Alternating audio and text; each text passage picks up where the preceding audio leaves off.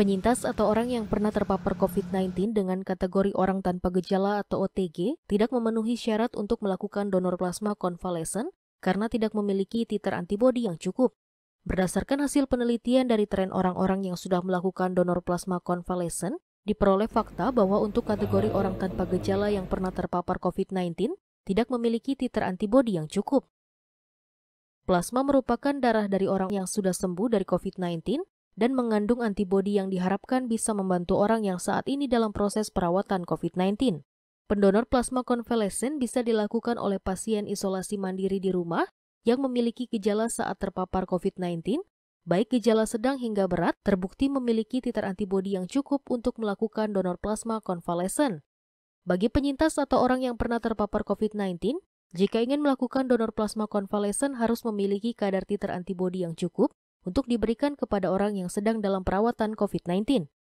Ya, jadi berdasarkan hasil penelitian yang dilihat dari tren orang-orang yang sudah pernah mendonorkan plasma, ternyata OTG itu tidak memiliki titer antibodi yang cukup. Ya, jadi sebelumnya saya jelaskan dulu nih sebenarnya plasma itu apa sih? Plasma itu adalah darah dari orang yang sudah sembuh COVID yang mengandung antibodi.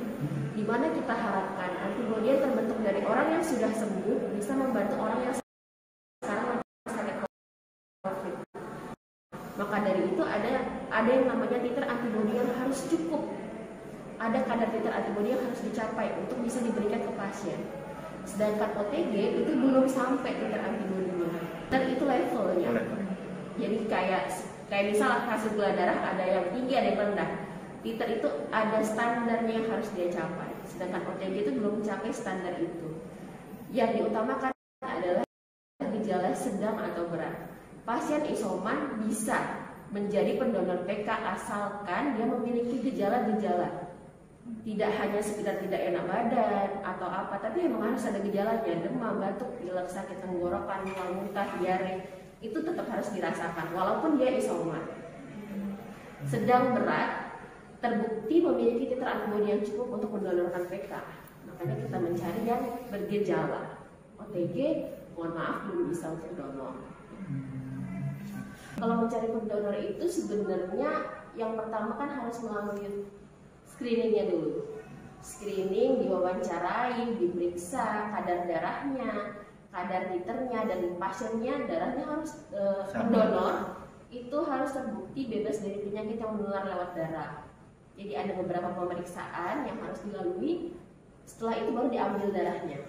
Kalau proses pengambilan darahnya bisa dalam waktu 2-4 jam di rumah sakit. Iya.